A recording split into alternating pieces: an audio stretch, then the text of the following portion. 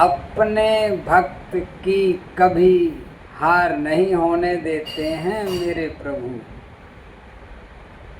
और इसके लिए कीमत भी चुकाते हैं। कोई यूं ही नहीं कि जो चाहा वो हो जाए और कुछ चुकाना भी ना पड़े। ये है मेरे प्रभु की व्यवस्था, न्याय। जैसे मैं आपको बता दूं कि महाभारत के युद्ध से पहले दोनों पक्ष अपनी अपनी सेनाओं के सेनापतियों को और अपने योद्धाओं को तैयार कर रहे हैं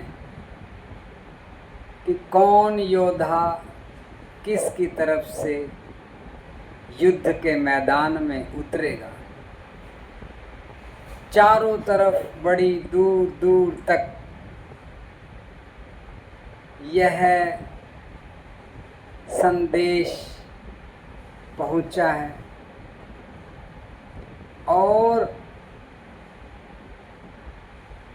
सभी में उत्सुकता है यह जानने की, और व्याकुलता भी है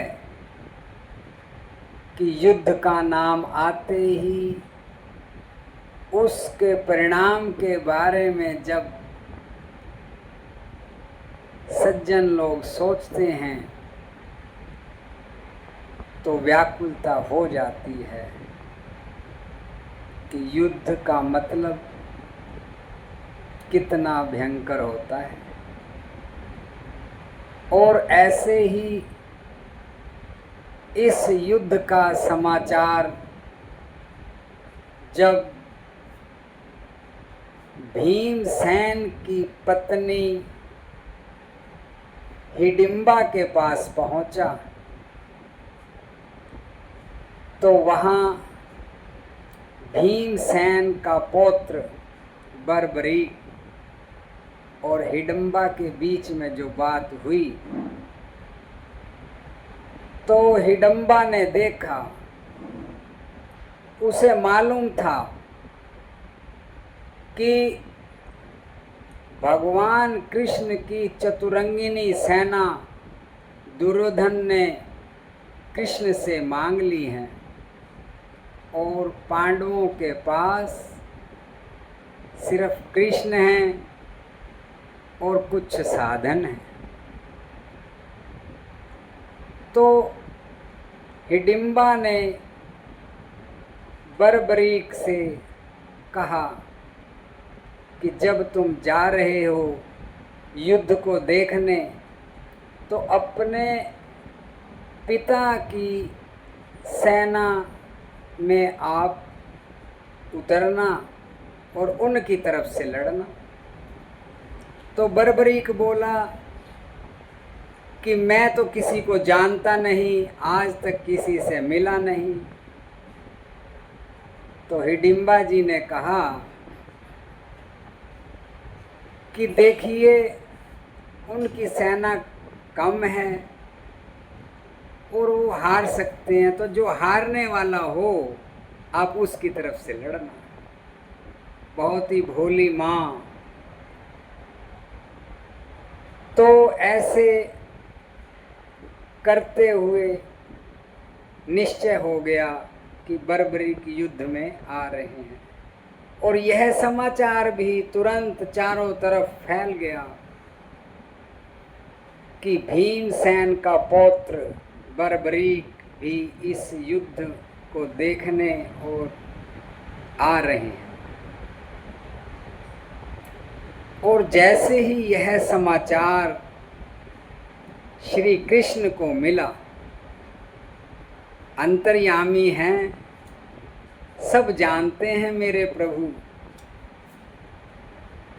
तो वे भी यह जान गए कि ये बर्बरीक हारने वाले की तरफ से लड़ेगा, क्योंकि यह जानता नहीं कि भीमसेन कौन है, कभी मिला नहीं यह पांडवों को। और इस युद्ध में कौरवों की हार होनी है, और कौरवों की हार हुई और बर्बरीक उनकी तरफ से मैदान में आ गए तो बहुत बड़ी मुश्किल हो जाएगी। एक परिवार के मेंबर के साथ परिवार के लोग कैसे युद्ध करेंगे? बर्बरीक ने क्या किसी का बिगाड़ा है? तो श्री कृष्ण तुरंत ही बर्बरीक जहाँ से आ रहे थे वहीं रास्ते में उनको मिले और उनको रोक लिया। पूछने लगे कि कहाँ जा रहे हो, कौन हो? तो उन्होंने अपना अभिप्राय बताया कि मैं युद्ध देखने जा रहा हूँ। तो देखकर क्या करोगे? क्या आप भी लड़ोगे? तो बहुत ही भोलेपन से उन्होंने जवाब दिया कि मैं हारने वाले की तरफ से लड़ूंगा। भगवान समझ गए कि हारना किसने है और जीतना किसने है।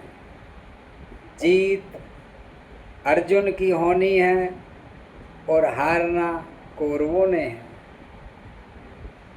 तो भगवान ने अपने भक्त की हार ना हो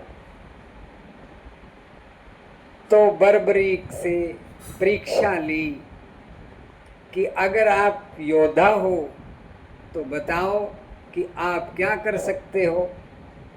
तो बर्बरीक ने अपने तीर से पीपल के सभी पत्तों को जब छेदन किया, उस दौरान श्री कृष्ण ने पीपल के पत्ता एक पत्ता अपने पांव के नीचे दबा लिया तो उनका बाण, बर्बरीक का बाण जो है वहाँ पे आके थम गया। तो बर्बरीक ने कहा कि भगवान आप अपना पैर हटा लीजिए, क्योंकि मेरा बाण उस पत्ते को छेदन के लिए तैयार है। कृष्ण ने देखा कि इतना बड़ा योद्धा, इतनी वीरता, इतना विशाल, तो भगवान ने अपने भगत की जीत सुनिश्चित करने के लिए बर्बरीक से प्रसन्न हुए और कहा कि आप बहुत ही कमाल के योद्धा हैं, आप बहुत बड़े वीर हैं, मैं आपसे कुछ मांगना चाहता हूँ, क्या आप दोगे? बर्बरीक ने हाँ कही तो भगवान ने बर्बरीक का शीश मांग लिया और उस शीश के दानी ने कुछ भी समय विचार नहीं किया और तुरंत हाँ कर दी। लेकिन साथ में उन्होंने भगवान से कहा कि मैं जो महाभारत का युद्ध देखने के लिए आया हूँ, मेरी इच्छा है कि मैं वो युद्ध देखूं, और जो मैं अपना शीश दे रहा हूँ, इसके बदले में मुझे भी कुछ इनाम मिलना चाहिए। तो उन्होंने भगवान कृष्ण से उनका नाम ही मांग लिया। कृष्ण ने भी पूरी कीमत चुकाई, शीश मांगा साथ में अपना नाम भी उनको दिया कि ठीक है, आज के बाद जब आपका ये स्थान बनेगा तो आप कलयुग में मेरे नाम से ही जाने जाओगे। और आज भगवान के भक्तों, आप सब जानते हैं कि वह बर्बरीक कलयुग में भगवान कृष्ण के अवतार श्याम बाबा के नाम से जाने जाते हैं, खाटू वाले श्याम बाबा के नाम से जाने जाते हैं, खाटू नरेश के नाम से जाने जाते हैं। और उनके मंदिरों में जितने भक्त अपनी इच्छाएं लेके जाते हैं, बाबा सबकी इच्छाओं को पूरा करते हैं और किसी को भी निराश नहीं करते। तो कहने का तात्पर्य ये था कि भगवान अपने भक्त को कभी हारने नहीं देते और उसके बदले में पूरी कीमत चुकाते हैं, जो भक्त को और दूसरे को भी बहुत ही प्रसन्नता और महानता देने वाली बात होती है। ऐसे हैं मेरे बांके बिहारी लाल की जय, खाटू नरेश की जय, श्याम बाबा की जय।